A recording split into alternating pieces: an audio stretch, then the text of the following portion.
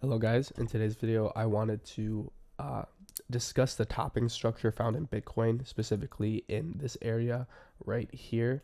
I also wanted to talk about the topping structure that you find in XRP that happened not only right here, but also throughout this entire period right here.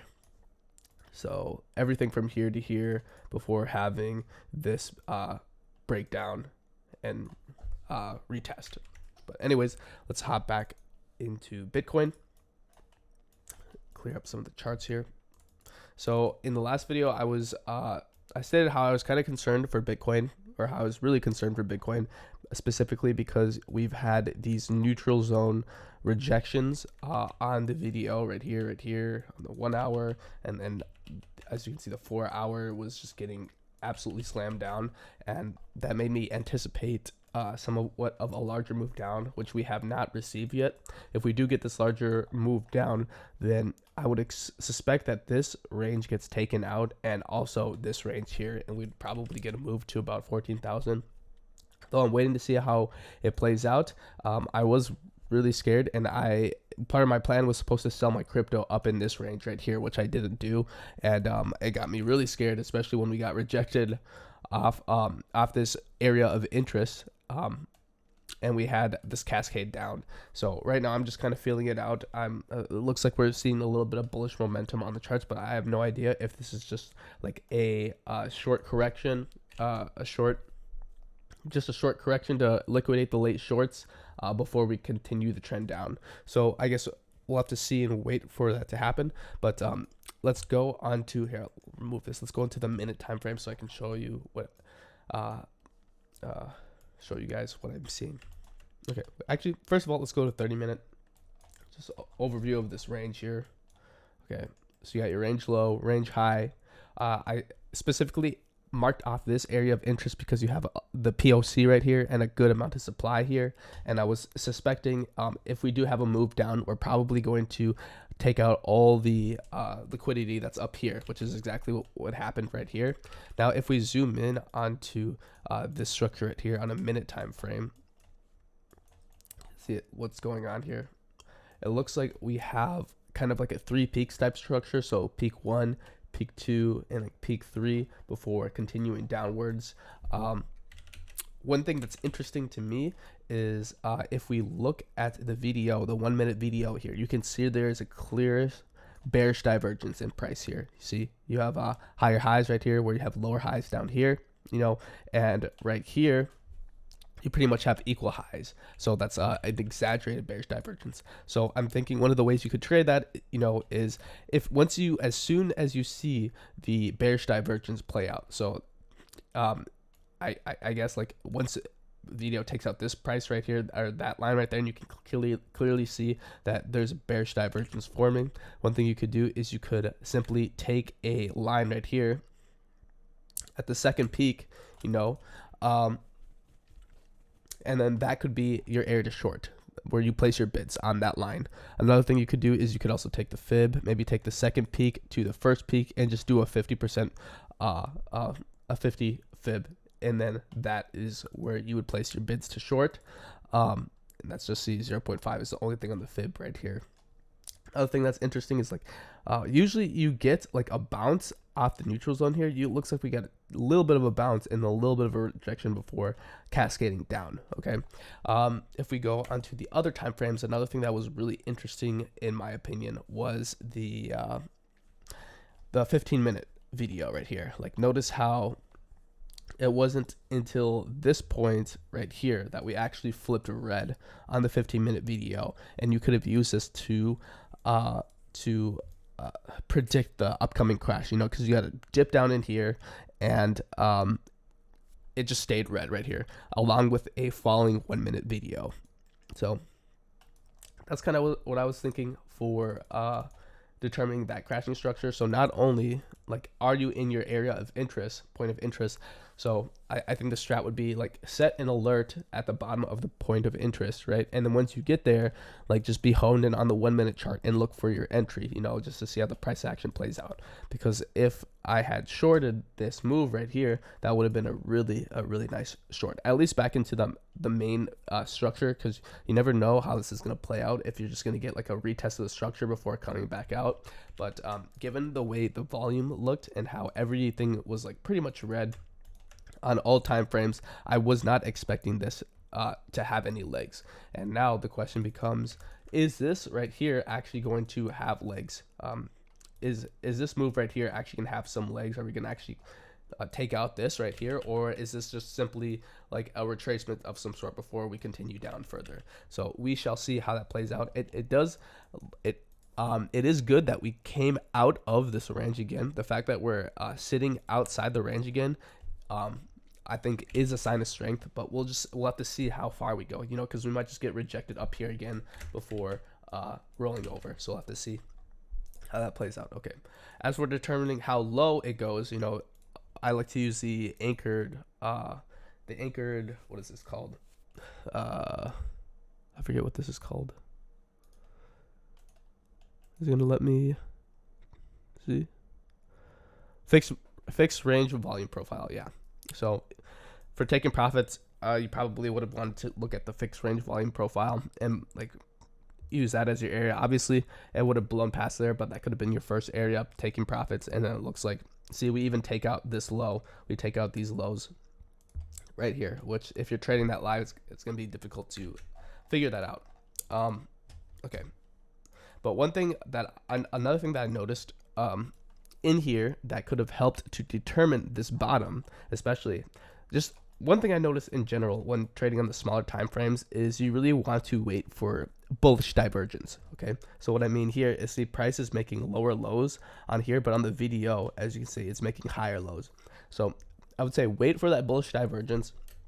Once you see that, that is when you're going to go in and look for your entry. So as you can see here, my entry would have been here at the point of interest. And the reason why is because if you swing high, swing low, you can see that right here you have a little bit of volume right here. Okay, so I thought that was going to be a very reasonable entry. As you can see, we did not get filled though. We did not make it down there, which is okay. You're not going to make every single one, but that is the system that I'm choosing to follow in terms of entries. You know, using the anchored the volume, I always forget the fuck the name of this is. The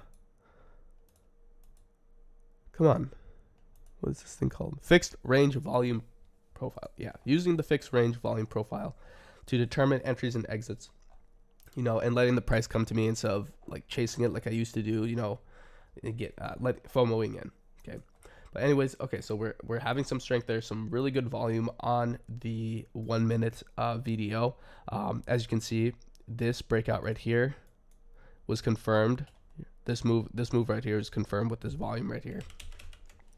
Looks like we are starting to roll over a little bit, so I'm curious to see how price action will happen. Beforehand, I had a 702 retracement right here. This is kind of like if we can break out past this, then that would be a really good sign of strength. Although I'm curious if we're actually going to get a little bit. We're probably going to get some resistance here. I don't know what's going to happen because you also have this area of supply like right over here that kind of matches in line with the 702. Okay. Anyways, okay, let's go over to XRP because I wanted to discuss this structure too. So this is the 5 minute time frame. We're on the scrap chart right now, so let's get rid of some of this shit. Okay, I'm gonna zoom out a little bit to show you the entire structure. Okay, so this is the structure. You can almost think of that as that's your selling climax right there. This is your automatic reaction. So in the long term, I'm kind of waiting for us. I think we're gonna get something like this and then probably come back down to this structure right here before continuing up. Just get a retest of the structure, but you also have weekly resistance up here, and I have hourly resistance right here, because if you zoom in here, you can see that it is in line with like all these candles right here. Yeah, you can see that hourly resistance, like, yeah, right about there. Okay, but I wanted to talk about this structure specifically this right here because there's a lot of interesting stuff going on in there. So let's go into the minute time frame. So let's see, where are we? We gotta go. I'm also gonna remove. We'll remove this too because that does not need to be there. Okay, and we'll remove this right here. So first things first. Looking at the 1 minute video, you got some really strong volume right here. And once again, before looking for entries, I think it is important to look for bearish or bullish divergence. And we have that first sign of that right here. Higher lows on the video, higher highs on the price action. So right there is your opportunity to look. That is your sign that you need to start looking for entries, or that I should start looking for entries. Because you do whatever you want to do, because this is not financial advice. Okay, just looking at some fibs right here. If we swing high, swing low here, let's see, template, let's do main, does not actually make it to the 1618. And what's interesting to me here is if we swing high, swing low to this point right here, we make it to the 382 right here, and we just get held underneath there. So I think good entries, the ones that I kind of look for are the ones with the 702, when you can get a retracement to the 702. So it's just interesting to me how you make it to the 382 here. You're not able to break past that. You know, your volume is falling. You got your first bearish divergence right there. So yeah, I don't know how else you would play that. If we look on the other time frames, you can see, let's go up here.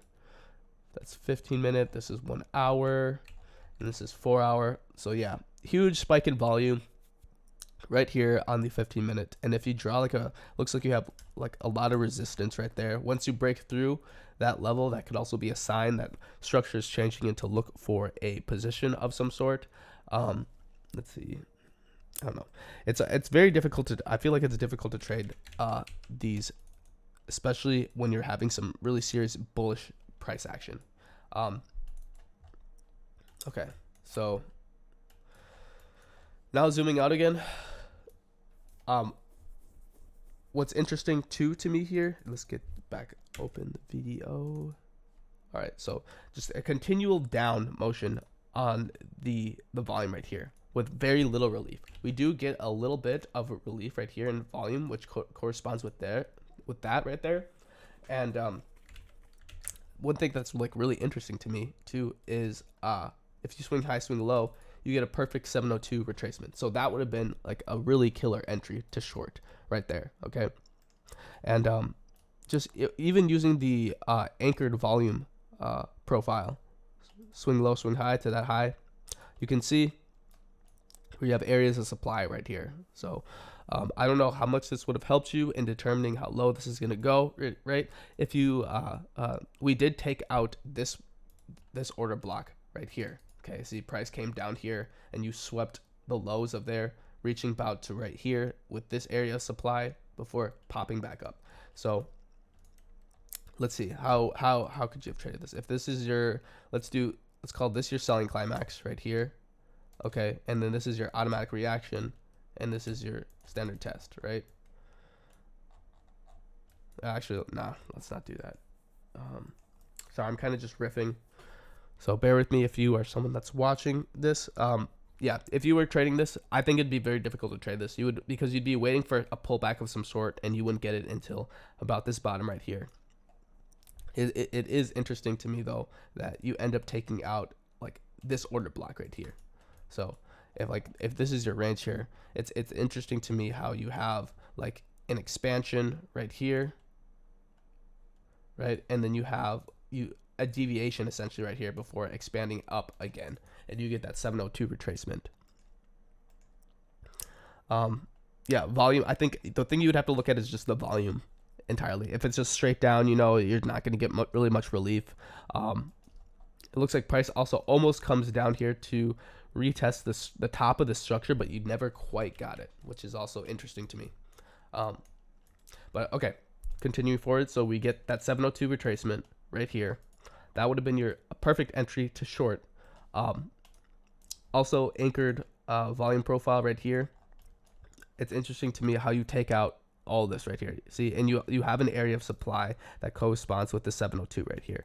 You know, so if you were trading this, some people might have placed bids here. Some other people might have placed bids like down here, you know, but it looks like all those got liquidated in favor for this. This was the ultimate spot that ended up halting, you know. Is there any signs or any clues inside the volume? Okay, so one thing you could do is if you take this as like your last area of a supply, LPSY, right here, notice how you kind of come up here and you're not able to break above this, right?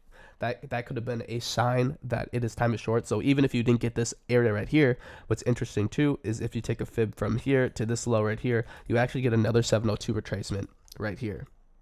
So that could have been a nice area to get a position if you had missed this one and you were noticing that volume is unable to break out during this time right here. Okay, so continuing forward, you kind of have this oscillation, kind of stays within the bounds of this range before over here you break down through it. If we keep extending the fibs forward, you get some also interesting price action if we go to that low. Here, let's go to a 5 minute so we can see a little bit clearer. So if you go to a 5 minute, do a fib there, notice how, see, even right here, we're unable to break out of the 382. So I don't know what the significance of that is, but I think it's just interesting to see price behave in that way regarding the fibs. Okay. So I like using a 1 minute time frame when I can, because you get a little bit more precision. So it looks like it's not right here is when the volume actually breaks, right? And you flip bearish, and that could have been your sign. So I'm talking about this right here. So volume breaks bearish, and that could have been your initial sign that this is going to be taken out, right? Especially because when price breaks down and it does not quickly resume back up, you know, see, we get some green price action right here, but it is ultimately failed, and we break through the main support and have our major move down. So just out of curiosity, if we do a fib swing low, swing high, look at that, 382. So 382 was unable to be broken out. So I'm curious if the reason why the 382 was the ultimate resistance was because that is initially what we saw in this topping structure right here. And I wonder if that is like a fractal, if that's in some way like a fractal of a market fractal of some sort. Like maybe it was like traders saw that, okay, the 382 at the very top was the one that was being held as resistance. Or so further down the line, people were looking at the 382 ultimately as another major resistance level. But I don't know. We'll opt to explore a concept like that in the future. Or maybe it's just the 382 is a very common corrective fib. But anyways, okay, going forward, let's see, yeah. Sharp move to the downside. We haven't actually entered into my area of interest right here. This is where I would enter for like at least a short-term long, you know, probably trading it back up to the top of this range right here, you know. But the fact that we're kind of getting a UTAD right here makes me a little bit worried. You know, I probably wouldn't want to bid this since we're getting a UTAD, because you got your selling climax right here. You got like your automatic rally pretty much like right here. Right, and you're getting your UTAD, probably get a test of the UTAD, and then probably take out this low. Depends on how Bitcoin does, but if we take out that low, then I would imagine we would eventually come back to the bottom of the structure for probably even a deeper pullback, because usually that's what happens here. And just if we're using the fixed volume range, yeah. So you got areas. I wouldn't be surprised if we even came as deep as this right here to really liquidate everyone. But definitely like this right here. So if I was trading this short, I'd probably set my first profit TP right here, second TP like right here, you know, and place my bids down here, see how price reacts. Yeah. Okay. Another thing we can look at, let's go back to the 1 minute time frame, and let's go to the other time frames on the video. So you're getting neutral zone rejections right here, which is good. That's usually bullish, right? But the fact that volume was unable to pick up is not a very good thing. And you can see we actually got we're getting a neutral zone rejection on the 1 hour. On the 4 hour, we actually broke and got rejected off the neutral zone, which is typically not a very good thing. Okay, if all of these start flipping red, and you start getting neutral zone rejections, then that is how you know you're going to have like a deeper move to the downside. So just have to watch and pay attention to that. Okay, looking at stocks, actually some like solid price action coming from the stock market. Have an alert right here set, because if we come back up into this area right here, I was thinking that this would hold as resistance and then we'd see further downside, but I'm not sure. We'll have to see how that plays out. Bitcoin, let's see how Bitcoin's doing. Bitcoin looking decent. Yeah, still consolidating right there. Okay, anyways, that's the end of today's video. I just wanted to talk about those topping structures, document them for future reference. So yeah, thanks for watching, guys, and I'll see you next time.